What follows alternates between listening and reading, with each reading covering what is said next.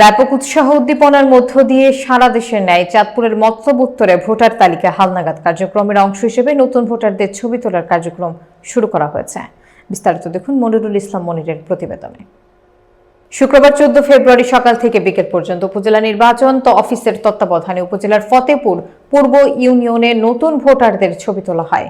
উপজেলার 14 ইউনিয়ন ও একটি পৌরসভায় এই কার্যক্রম চলবে আগামী 22 ফেব্রুয়ারি পর্যন্ত। নতুন ভোটাররা ভোটার হতে পেরে তারা খুশি এবং তারা সরকারকে ধন্যবাদ জানান। উপজেলা নির্বাচন কর্মকর্তা মোহাম্মদ আবু তাহের বলেন, 3 জানুয়ারি থেকে হালনাগাদের কাজ শুরু হয়েছে। 22 ফেব্রুয়ারি পর্যন্ত ভোটার তালিকা হালনাগাদ ছবি তোলার কার্যক্রম চলবে। 2008 সালের 1 জানুয়ারি বা তার আগে যাদের জন্ম তারা এবার ভোটার হতে পারবে।